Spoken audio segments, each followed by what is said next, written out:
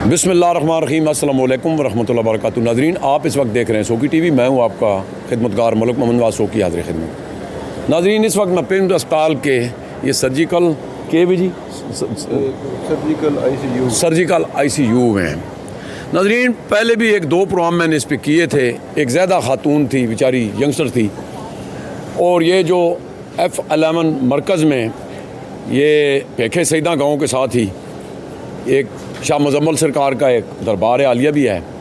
उधर एक को मैनोल गटर पे इन्होंने टकना कोई नहीं दिया था और वो घास पे है। मैं उस पर भी जाके अभी दिखाऊंगा वो, और तकरीबन उसकी 30 फुट गहराई थी। 10वीं मुहर्रम को वो अपनी फैमिली के साथ जा रही थी और वो उस गटर में चली गई। नाज़रीन, वो ज़ख्मी हुई, उसकी टांगें टूटी हैं, पता नहीं क्या क्या कुछ हुआ। गफलत किसकी थी ये हर एक बंदे को पता है मेरे ख्याल में, इसमें कोई नहीं। लेकिन उनके साथ आगे जो बीती है, फिर इसमें एक शेर मुझे याद आ रहा है शाकर शुजाबादी का। कर गौर तू हथ दियां उंगलां ते हर हिक विच फर्क ज़रूर है। इंज फर्क है पूरी दुनिया ते, कोई जालम कोई मजबूर है। कोई मर गया कहंडे प्यार दे विच, कोई बिल्कुल ही मगरूर है। कोई शाकर दिल विच वसदा है, कोई अख दी पहुँच तो दूर है। वो तो जो होया होया, फिर जिहड़ी अगे इन्हां नाल बीती है। नाज़रीन, ये कोई सजाद साहब हैं, उनके घर वो बच्ची झाड़ू टाकी करके काम करती थी, वो जो हेल्प कर रहे हैं।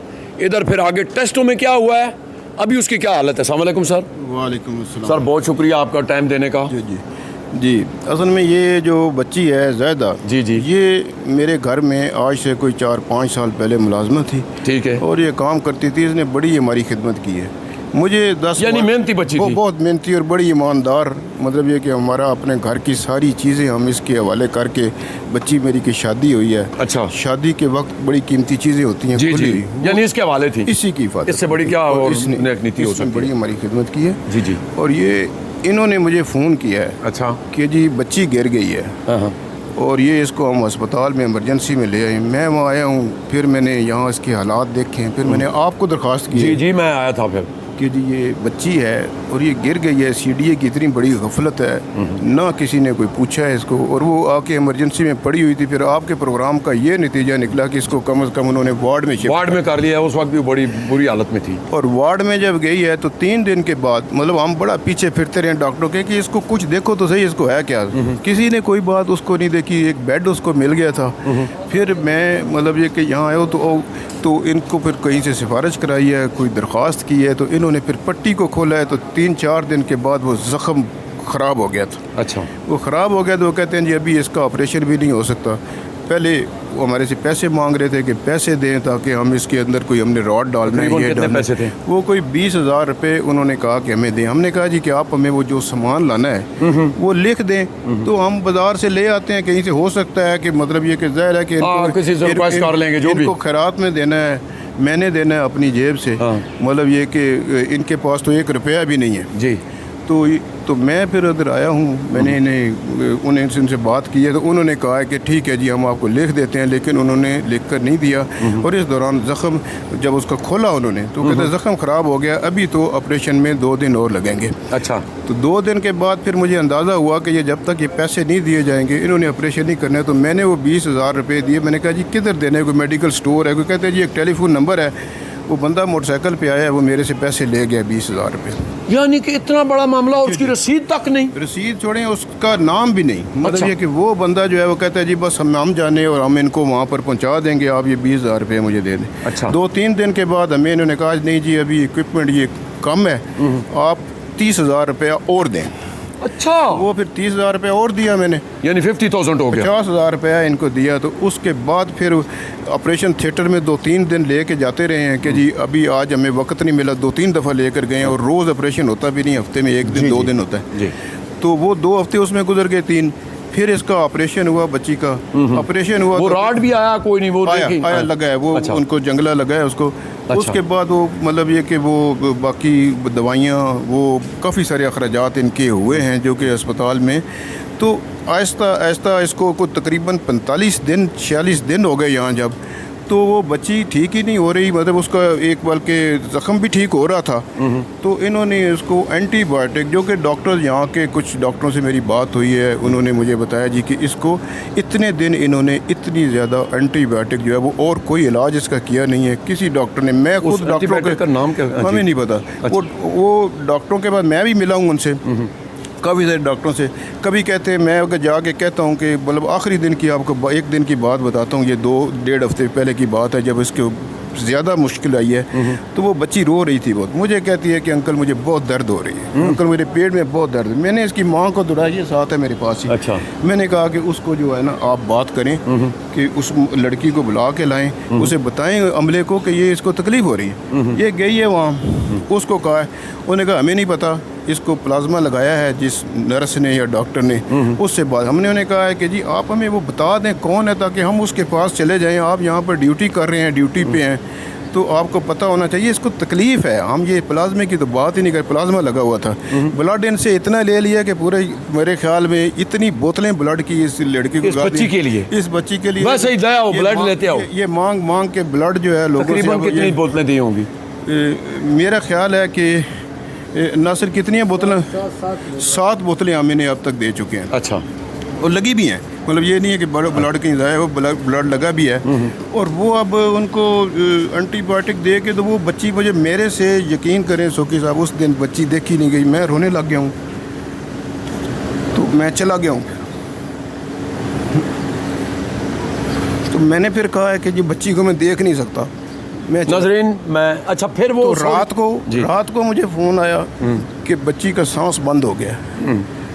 और वो फिर इन्होंने उस वक्त जब सांस बंद हुआ है, फिर उन्होंने इमरजेंसी में किसी को बुलाया, डॉक्टरों को, कार्डियोलॉजी से। तो वो फिर उसको फिर इन्होंने आईसीयू में, इनसे इन्होंने कहा जी कि हम आईसीयू में शिफ्ट करना चाहते हैं, आपको इतराज़ तो नहीं है? इन्होंने कहा जी हमें क्या इतराज़ हो सकता है, हम तो आपके रहम करम पर पड़े हैं 2 महीने से। वो ले गए वहाँ, आईसीयू वालों ने कोशिश करके, शी सर्वाइव कर गई वो। मैं अगले दिन आया हूँ, मैंने डॉक्टर से बात की है, डॉक्टर ने बड़ा अच्छा मुझे एक्सप्लेन किया है कि ये वाक़या हुआ था। लेकिन उसने मुझे ये बताया है, उस डॉक्टर ने, कि ये बिकॉज ऑफ एंटीबायोटिक्स जो एक्सटेंसिव दी गई हैं और गलत दी गई हैं और लगातार दी गई हैं और एक ही किस्म की दी गई हैं, कोई डॉक्टर की रिपोर्ट उसमें मौजूद नहीं है, किसी की सजेशन मौजूद नहीं है, लगाते गए हैं। इनसे एंटीबायोटिक मंगवाते रहे हैं, जो वो कहते रहे ये ला के देते रहे, ज़ाहिर चीज़ है, तो उन्होंने लगाते रहे उसको। अब ये है कि वो उसकी बच्ची जो है वो थोड़ा सा उसका सांस वांस आना शुरू हो गया था। 2-3 दिन पहले मैं आया हूँ, वो थोड़ी बोल चाल कर रही थी, कोमे से निकल आई थी, वो बड़ी ज़िद कर रही थी मुझे अपने घर ले जाएं, ये करने। तो मैं वो उसकी जो ज़िद है उसके आगे मैं बेचैन हो गया और मैं यहाँ से चला गया। अब इन्होंने मुझे आज फ़ोन किया है, रात को मैं आपके साथ ही था काफ़ी देर, मैंने आपको फिर बताया कि बच्ची बड़ी बुरी हालत में है। तो लेकिन मुझे सुबह इन्होंने कहा जी कि बच्ची बिल्कुल अब जो है ना, रात उसकी बड़ी मुश्किल से गुजरी है, हर चीज़ बड़ी डिफ़िकल्टी है उसकी सर्वाइवल के लिए। मैं फिर सुबह सवेरे यहाँ आया हूँ, यहाँ आके मैं गया हूँ अंदर आईसीयू में, मैंने देखा बच्ची कांप रही है, बोल नहीं पा रही, उसकी हड्डियाँ निकल गई हैं, बिल्कुल जवान 22 साल की बच्ची है। मैंने फिर उधर एक डॉक्टर थी, उसने मुझे कहा अंकल मुझे सांस नहीं आ रहा। मैंने डॉक्टर को कहा बेटा इसे सांस नहीं आ रहा, वो कुछ लिख रही थी, कहती आ रहा है। मैंने कहा आपने ऊपर देखा नहीं है बच्ची को, और आपने कहा सांस नहीं आ रहा, सांस आ रहा है, तो आप काइंडली इसको देखें तो सही। फिर उसने देख कर कहती है जी इसका मास्क उतरा हुआ है। मैंने कहा ये लगाना है मरीज ने? मैंने कहा ये मास्क जो है, मुझे तो अब नहीं पता कि मास्क की वजह हो सकती है, आपने बगैर देखे ये कह दिए।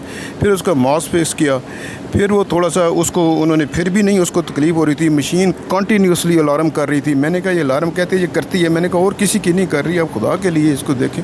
उन्होंने देखा उसको बच्ची को फिर, और फिर उन्होंने एक इंजेक्शन दिया, और यकीन करें सौकी साहब, इंजेक्शन लगाने में एक लेडी डॉक्टर जो है वो इनकार करके कहती है ये आगे जा ही नहीं रहा, यानी नसें लगे बंद हो गई। वो कहते हैं जी इसकी नसें काम नहीं कर रही। अब ये उसकी हालत है बच्ची की। और थोड़ी देर के बाद मैं जब वहाँ बिल्कुल, मैंने कहा कोई सुनता नहीं है, मैंने आपको फ़ोन करने की कोशिश की है, वहाँ एक अमले का आदमी था, उसने मुझे बाहर निकाल दिया कि जी आप चले जाएँ। जब मैंने वहाँ थोड़ा सा, मैंने ज़ाहिर है कि अब मैं अग्रीब साहब, मैंने थोड़ा सा बोला हूँ वहाँ, तो वो एक डॉक्टर साहब हैं, वो आए हैं ताहा साहब, उन्होंने मुझे कहा जी कि मैं इस वक्त राउंड कर रहा हूँ, काइंडली आप 11 बजे आ जाएं, मैं आपको इसकी पूरी तफसील बता दूंगा। She is in. अच्छा, वो जो टेस्ट का आप बता रहे हैं कि एक ही, अब ये टेस्ट शॉर्ट लफ्ज़ों में, अब ये जो आईसीयू में हमें और कोई इतराज़ नहीं है, वो लोग काम कर रहे हैं वो, लेकिन एक बड़ी अजीब सी बात है जी, टेस्ट ये रात को लिखते हैं, दिन को डॉक्टर रोज दिन को होता है टेस्ट, रात को लिखे वो जाते लिख हैं। जाता है कि ये टेस्ट कराने हैं। दिन में लैब इनकी खुली होती है, रात को नहीं होती है। ये फिर अपनी मर्ज़ी की एक लैब बताते हैं। और बड़ी दिलचस्प एक मैं आपको बात बताऊँ कि एक टेस्ट है 26 सितंबर को रात को इन्होंने 12 बजे दिया है बच्चे को कि जी ये टेस्ट अभी करा के लाए और बहुत इमरजेंसी क्रेटिनिन टेस्ट है। अच्छा, वो जब ब्लड दे के आया है अभी और इन्होंने अपनी मर्ज़ी की लैब G8 मरकज़ में कोई बताई है कि वहाँ से, तो वो उन्होंने कहा है कि जी दोबारा ये भी लेके आ जाए, ये भी बहुत ज़रूरी है। वो गया है। अब मैंने सुबह आके ज़ाहिर है कि मैं इनको थोड़ी सी पेमेंट्स करता हूँ, तो उसने कहा जी कि ये मेरे 2900 रुपये लग गए हैं, इसमें 2800 रुपये। मैंने कहा ठीक है जी मैं देता हूँ आपको। मैंने जब पर्ची देखी तो 650 रुपये की 2 पर्चियाँ थीं और उससे उन्होंने 2800 रुपये, एक दफ़ा 1300, एक दफ़ा 1500 रुपये चार्ज कर। जब मैंने टेस्ट देखा यानी तो एक ही टेस्ट के टेस्ट क्रेटिनिन है। मैंने कहा कि यार ये लैब वाले को भी देखना चाहिए था कि ये पहले अब कंप्यूटराइज ना हो रहा है। एक ही बच्ची का टेस्ट है और वो एक ही डॉक्टर है और वो लिख रहा है 5 मिनट के वक्फे से। तो वो मतलब ये कि ये इस किस्म की चीज़ें हैं कि वो टेस्ट लिख देते हैं रात को, ये गरीब लोग हैं। और वो मतलब लेबॉरेटरी भी वही हो जो वही। और मैं एक बात ये है कि ये कई लोग इसमें अच्छे भी हैं, मैं ऐसी बात नहीं नहीं, बहुत अच्छे हैं। परसों रात को एक डॉक्टर साहब ने इनको टेस्ट दिया है। अच्छा, कि जी ये टेस्ट आप करवा के लाएं, ये बहुत इमरजेंसी टेस्ट ज़रूरत है इस बच्ची के लिए। जब वो ज़्यादा तकलीफ में थी, अच्छा, उसने जेब से 2000 रुपये, उसका मामू है ये नासिर, अभी आपसे बात करता है, उसको उसने दिए 2000 रुपये और वो गया है वहाँ। उन्होंने कहा जी 1600 रुपये का टेस्ट है। इसने फिर उन्हें कहा जी कि थोड़ी सी मुझे रियायत करें, मैं गरीब आदमी। उन्होंने 1300 रुपये का उसको टेस्ट करके दे दिया। 700 रुपये इसने डॉक्टर को वापस कर दिया, 1300 रुपये को। तो वो ऐसे भी है, मतलब ऐसा नहीं है कि सारे ही इमाम में ऐसे नहीं हैं, अच्छे लोग भी हैं। लेकिन ये है कि वो we are losing that girl, और वो बच्ची हमारे हाथ से निकल रही है। और मुझे लगता है कि इसमें चूंकि ये गरीब लोग हैं, इनका कोई बेआसरा है, इनका अल्लाह के सिवा कोई आसरा नहीं है। तो ये अदम तवज्जो का शिकार बच्ची बिल्कुल है जी। बहुत शुक्रिया सजाद साहब, तो आप भी जज्बाती हो, मैंने भी जज्बाती किया ने। नाज़रीन, मैं अभी आपको F11 मरकज़ में वो जहाँ पे वो इन्होंने मौत के कुएँ खोदे हुए हैं, अब ये तो हमारे सामने आ गया। ऐसे कई वक़ूए, आप यकीन मानिए मैं वो जगह दिखाऊंगा। अगर वो साथ उसकी फैमिली ना होती तो वो नीचे इतना दरिया चल रहा है, बाद में कहते वो तो किसी के साथ आंखें लगा के भाग गई है, वो उसने मिलना भी नहीं था। तो नाज़रीन, इस वक्त जी मैं ये F11 मरकज़ है जिस गटर में ये वो बच्ची ज़्यादा गिरी है। ये किसी ने नेकी ये किया है कि इस पर कांटे डाल दिए हैं ताकि कोई और ना गिरे। ये मैं दोबारा फिर रखूँगा। ये हिसाब लगाएं ज़रा।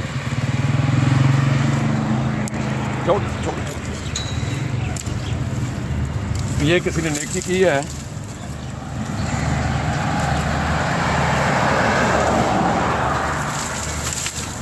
तो ले जी भाई, ये ज़रा एक सेकंड में दो, उधर ज़रा साया करो तो आगे पूरा नजर आए। नाज़रीन ये देखें जी, बस ये कम से कम 30 फुट से है और इसके नीचे नाज़रीन बहुत बड़ा ये पानी का कोई नाला जा रहा है। आप यकीन मानिए अगर इसके साथ कोई घर वाले ना होते तो इस बच्ची ने मिलना भी नहीं। तो नाज़रीन, आपने प्रोग्राम देखा है और मैं इसमें क्या कह सकता हूँ। मैं चेयरमैन CDA से गुजारिश करता हूँ, कई दफ़ा ये चीज़ें मेरे चैनल पे मैंने ये प्रोग्राम करके दिखाए हैं, लेकिन आपके अमला टस से मस नहीं हुआ। और नाज़रीन, मैं हर बंदा जो भी ये प्रोग्राम देखे, एक तो उस बच्ची के लिए दुआ करो क्योंकि वो मौत की कश्मकश में है इस वक्त, और उसको यकीन के पास बिल्कुल भी कुछ भी नहीं है।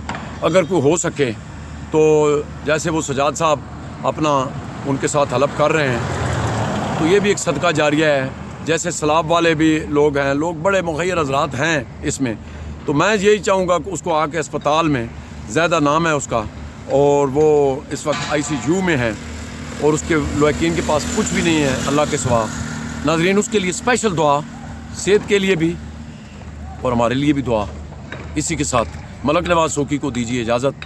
अपना और अपने पैरों का बहुत ख्याल रखना। अल्लाह हाफ़िज़।